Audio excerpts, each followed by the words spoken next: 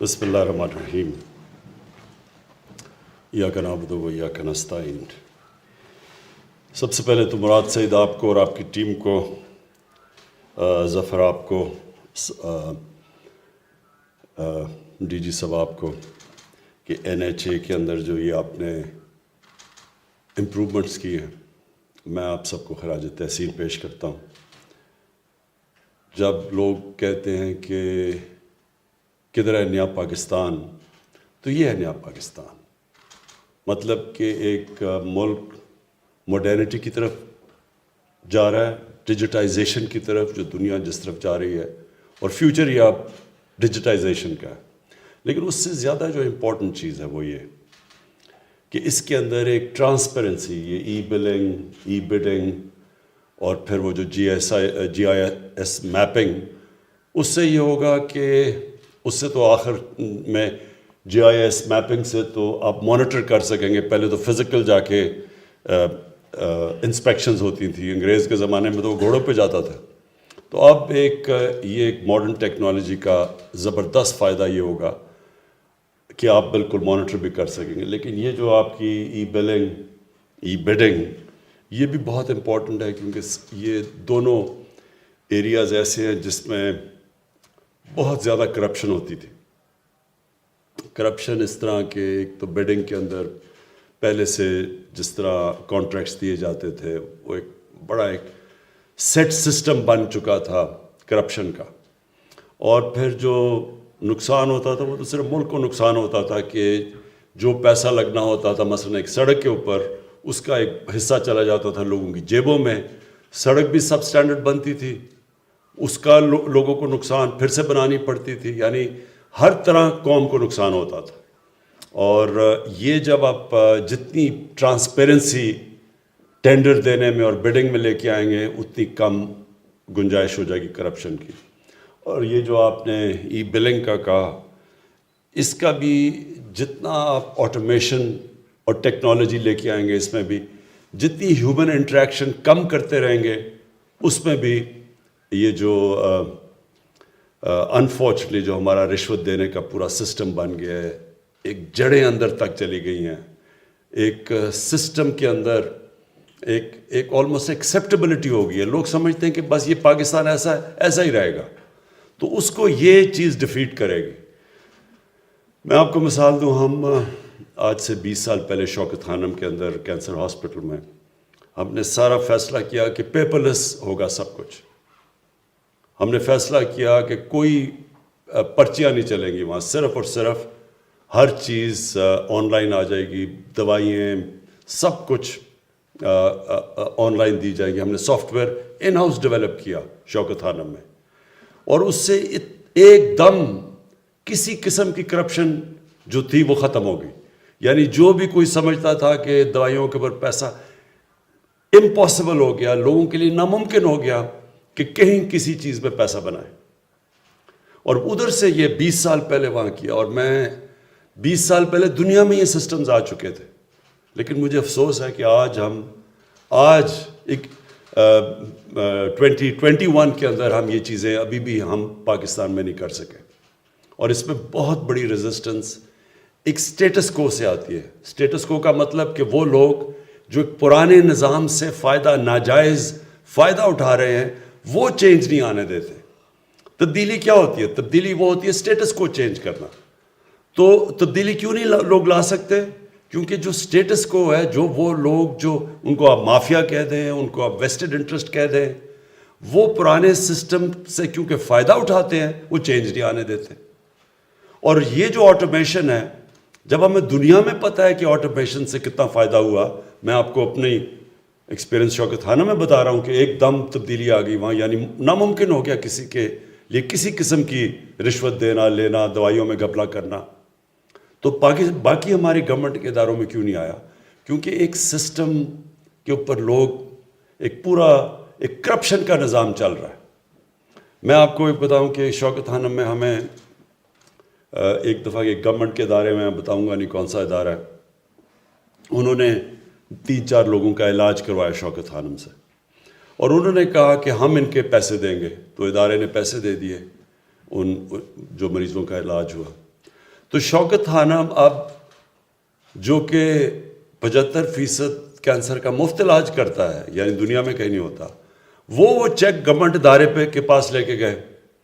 وہ گورنمنٹ کا ادارہ شوکت خانم سے کہہ رہا ہے کہ جس میں ہمیں اتنی کمیشن دو. ایک چیریٹی ہاسپٹل سے وہ کمیشن مانگ رہے ہیں، کیونکہ انہوں نے کہا جی یہاں تو سسٹم بھی یہی ہے، جو چیک کلیئر کرواؤ گے ہمیں اتنے پیسے دو گے. تو یہ بڑی بدقسمتی ہے ہماری. یہ یاد رکھیں کہ کوئی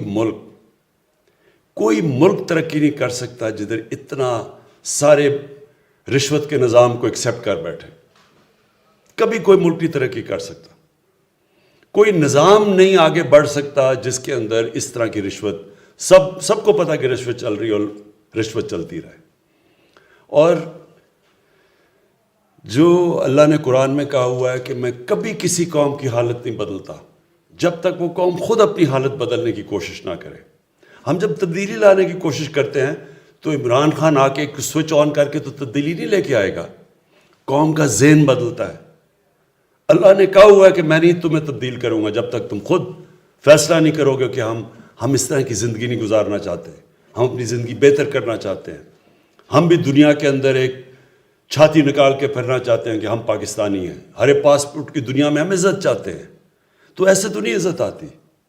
عزت ایک خوددار قوم کو ملتی ہے، سچی قوم کی عزت ہوتی ہے. جب ملیشیا اور انڈونیشیا میں جب لوگوں نے اسلام قبول کیا تو وہاں کوئی مسلمان فوج تو نہیں گئی تھی. مسلمانوں نے فتح تو نہیں کیا تھا انڈونیشیا اور ملیشیا. جو مسلمان تاجروں کا کیریکٹر دیکھا لوگوں نے، اتنے متاثر ہوئے کہ اس سے وہ لوگ مسلمان ہو گئے. سچے لوگ تھے، کیریکٹر والے لوگ تھے. کوئی بددیانتداری نہیں کرتے تھے اپنے لوگوں سے. لوگ رسپیکٹ کرتے تھے، ان کی امانت دار لوگ تھے. اس لیے لوگ ان کو متاثر ہو کے ان کی طرف آئے. تو ہم پاکستان میں ریئلائز نہیں کرتے کہ اللہ نے اس زمین کو کیا کیا نعمتیں بخشی ہیں. اور یہ میں جب بڑا ہو رہا تھا تو یہ پاکستانیوں کی دنیا میں عزت تھی. تیزی سے اوپر جا رہا تھا ملک. یہ جب ہمارا صدر گیا امریکہ تو امریکہ کا صدر اس کو ایئرپورٹ لینے آیا. جب وہ گیا برطانیہ تو کوئین نے جس طرح اس کو ریسیو کیا، رسپیکٹ تھی ایک دنیا میں. کیونکہ قوم تب ایک لوگ اس طرح جو ایک قوم کو جو آہستہ آہستہ ہمارے سسٹمز گئے، ہم نے سچائی سے دور ہوئے، رشوت ایکسیپٹ کرنی شروع کر دی، لیڈرز نے کرپشن شروع کر دی. ابھی یہ کیا، یہ جب یہ ایک براڈ شیٹ ایک چیز سب کے سامنے آئی ہے کہ اس نے پاکستان گورنمنٹ نے ایک فرم کو کہا کہ جی ہمیں ہمارے ملک کے سربراہوں کو نے چوری کیا تھا پیسہ اس کے لیے انویسٹیگیٹ کریں. انگلینڈ کی فرم تھی. تو وہ جو انٹرویو دے رہا ہے وہ کیا کہہ رہا ہے کہ کس طرح پاکستان سے پیسہ چوری کر کے باہر جا رہا تھا. اور کون کر رہے تھے؟ پاکستان کے وزیر اعظم، پاکستان کے وزیر، وہ چوری کرنے پہ لگے ہوئے تھے پیسہ. تو جب ملک کا سربراہ چوری کرے، وزیر کرے، تو وہ تو نیچے تک سارا سسٹم کرپٹ ہو جاتا ہے. تو پھر تو NHA کے اندر ہم نہیں کہہ سکتے کہ جناب آپ چیف انجینئر نہ پیسہ بنائے اور فلانا نہ کانٹریکٹر نہ پیسہ بنائے. تو سارا سسٹم جو سب سے بڑا ظلم کرپشن کرتی ہے ایک ملک سے، کہ کرپشن کو ایکسیپٹیبل کر دیتی ہے. اب برائی کو برائی نہیں سمجھتے ہیں کہ کوئی غلط چیز نہیں ہو رہی. اور اس سے کیا ہوتا ہے؟ کرپشن سے سب سے بڑی چیز کیا ہوتی ہے؟ لوگ بڑے امیر ہو جاتے ہیں. وہ براڈ شیٹ والے نے کہا کہ یہ جو میں تھوڑی چیزیں دیکھ رہا تھا کہ ایک پاکستانی نے، اور وہ بھی بتا نہیں رہا کہ ہمارا پاکستانی سیاستدان نے، سعودی عربیہ سے لنڈن کے بینک میں $1 ارب بھیجا. $1 ارب ایک آدمی نے بھیجا. تو لوگ تو بہت امیر ہیں یہاں کے ہمارے، لیکن ملک غریب ہے، مقروض ہے. ملک قرضے پہ گزارا کر رہا ہے، لیکن لوگ ایسے ہیں جو لنڈن کے سب سے مہنگی جگہوں کے اوپر بڑے بڑے محلوں میں رہ رہے ہیں. ملک تب اوپر جاتا ہے جب ایک ملک امیر ہوتا ہے. آج ہم مغرب کے لوگوں کو دیکھ لیں، مغرب کے حکمرانوں کو، ان کے پاس دیکھ لیں کتنا پیسہ ہے، ان کا رہن سہن دیکھ لیں، اور ایک مقروض ملک کے جو بھی یہاں جنہوں نے حکومت کی ان کا رہن سہن دیکھ لیں اور ان کے پاس پیسہ دیکھ لیں. آپ کو لگے گا کہ یہاں دودھ کی نہریں بہہ رہی ہیں، اور لگے گا وہ غریب ملک ہے جب آپ ان کے پرائم منسٹرز کو پرانوں کو دیکھیں گے، ان کو جب ان کا رہن سہن دیکھیں گے، وہ ان کے جب یونائٹڈ نیشنز میں جب گئے ان کے جاتے ہیں پرائم منسٹرز یا head of states U N کے اندر، تو وہ کتنا پیسہ خرچ کرتے ہیں، اور جو ہمارے یہاں سے ایک مقروض ملک میں جا کے کس طرح وہاں رہتے تھے، کس طرح پینٹ ہاؤس اور ہوٹل کے اوپر پورے جو سب سے مہنگے ہوٹلوں میں جا کے رہتے تھے. یہ ہے ہمارا مسئلہ. اور بدقسمتی یہ ہے کہ ہم جدھر سے شروع ہوا تھا ہمارا سویلائزیشن جو ہم دیکھتے ہیں، مدینہ کی ریاست، کیونکہ نبی صلی اللہ علیہ وسلم نے وہ ریاست بنائی تھی، تو جب وہاں دیکھیں تو کیا چیز سب سے چیز سامنے آئی تھی کہ جو ریاست کے سربراہ تھے وہ سادگی میں رہتے تھے، کسی نے محلات نہیں بنائے، اپنے اوپر پیسہ نہیں خرچ کرتے تھے، جو پیسہ ریاست میں زیادہ آتا تھا اپنے غریبوں پہ خرچ کرتے تھے، قوم کو نیچے سے اوپر اٹھاتے تھے. فلاحی ریاست بنائی انہوں نے. اور اس کے الٹا یہ دیکھیں کہ ہم نے یہ جو ملک کتنا ایک بڑی خواب تھی پاکستان کہ ہم نے بنانا تھا وہی مثالی اسلامی فلاحی ریاست، اور ہمارے پاس ہم کس طرف نکل گئے. اور اس کا نتیجہ سامنے ہے کہ جب تک ایک قوم واپس اس نظریے پہ نہیں جاتی جس کے لیے بنی تھی، اللہ کی برکت بھی آنے لگی. مبارک دیتا ہوں کہ یہ جو آپ نے قدم اٹھایا. دیکھیں آپ NHA میں جب شروع ہو جائے گا، سب سے زیادہ پیسہ تو سڑکوں پہ بنتا ہے، سب سے زیادہ کمیشنز تو سڑکوں کے اوپر بنتی ہے. تو یہ جب آپ اس کے اوپر اس طرف جا رہے ہیں ڈیجیٹائزیشن کے اوپر، اس کا مطلب کہ آپ نے مشکل ہو جائے گا لوگوں کے لیے پیسہ بنانا، ٹرانسپیرنسی آ جائے گی.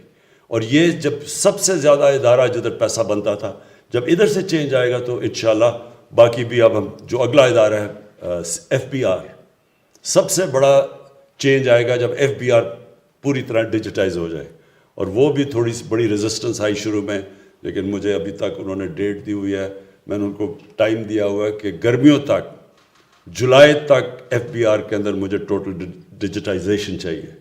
اور انشاءاللہ تب آئے گی. آپ دیکھیں ٹیکس کلیکشن پاکستان میں کیسے اوپر جاتی ہے، اور جیسی ٹیکس کلیکشن جاتی ہے ہمارے ملک میں پیسہ آ جائے گا اپنے ان لوگوں، تعلیم پہ خرچ کرنا، اپنے غریب لوگوں پہ خرچ کرنا، اس کو فلاحی ریاست بنانا.